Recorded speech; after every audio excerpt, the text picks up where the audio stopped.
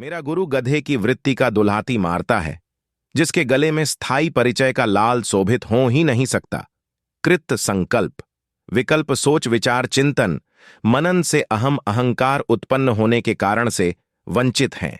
बुद्धि के दृष्टिकोण से बुद्धि से बुद्धिमान होने की मूर्खता को भी नहीं समझ सकता, जबकि प्रथम चरण में खुद ही बुद्धि को जटिल प्रक्रिया बाली की संज्ञा देते हैं तो फिर भी उसी में उलझ कर रह जाते हैं और करोड़ों सरल सहज निर्मल लोगों को भी उलझाने में सक्रिय हो जाते हैं, जबकि खुद ही खुद की बुद्धि को ही निष्क्रिय करके बुद्धि प्रकृति का अस्तित्व ही खत्म करना था। खुद की निष्पक्षता के लिए तो ही खुद को समझकर अपने स्थायी परिचय से परिचित होकर जीवित ही अनंत सूक्ष्मता गहराई स्थायी ठहराव में मौजूद होते यहां अपने अनंत सूक्ष्म अक्ष स्वरूप परिचय के प्रतिबिंब का भी स्थान नहीं है और कुछ होने का तात्पर्य ही नहीं है। दोहरे चरित्र के कारण खुद से ही दूर है तो किसी के भी करीब होने का तात्पर्य ही नहीं है। दूसरों को इंसान शरीर सर्वश्रेष्ठ होने के कारण को बताने वाले, समय सांस का महत्व बताने वाले खुद ही अपने 75 वर्ष ही नष्ट कर चुके हैं। ब्रह्मचर्य होते हुए किया क्या है?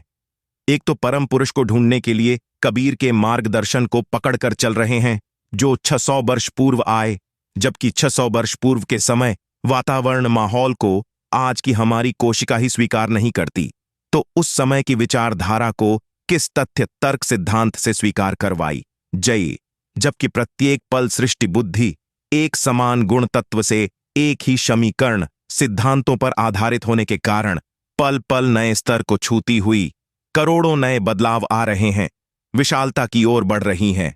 दोनों में एक साथ दूसरा अगर किसी एक को भी मुक्ति दी होती तो मानव प्रजाति की संख्या 850 करोड़ नहीं 8 ही रहती। आज गणना के आधार पर साथ इतना ही निपुण समर्थ सर्वश्रेष्ठ होता तो अपने उसके आपने काल में किसी एक को भी बचा पाता। अक्रूरता की हद तो उसी काल में पार हुई थी।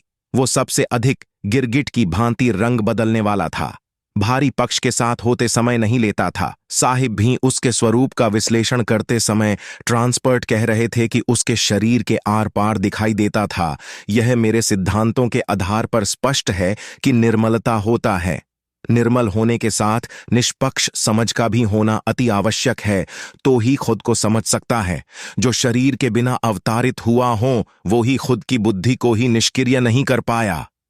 कितनी बेहुदा सी बात है। अगर अमर लोक परम सत्ता परम पुरुष अदृश्य होने क्या कारण है?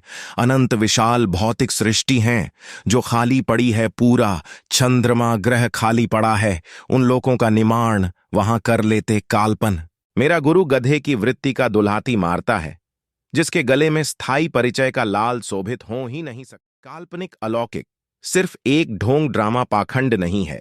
सरल सहज निर्मल लोगों को अपने हित साधने हेतु फिर कबीर ने किसी परम पुरुष परम सत्ता को ढूंढने के लिए प्रेरित क्यों किया, जबकि खुद को समझकर कोई भी एक पल में जीवित ही खुद को मुक्त कर सकता है।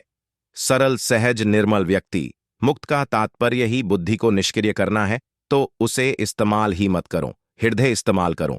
35 वर्ष मुझे हो गया है हृदय इस्तेमाल करते हुए, करोड़ों कोशिशें कर ली, दोबारा सामान्य व्यक्तित्व में आ ही नहीं पा रहा, क्योंकि बुद्धि में सूक्ष्मता में जाने का रास्ता है, पर बुद्धि का वहां प्रभाव न होने के कारण वापस नहीं आ सकता। बुद्धि भी शरीर का अंग होने के कारण न इस्तेमाल करने पर निष्क्रिय होना संभव है। 17,000 वर्ष पूर्व स्मृतिकोश की समझ की कोशिका का करोड़ों संभावना से उत्पन्न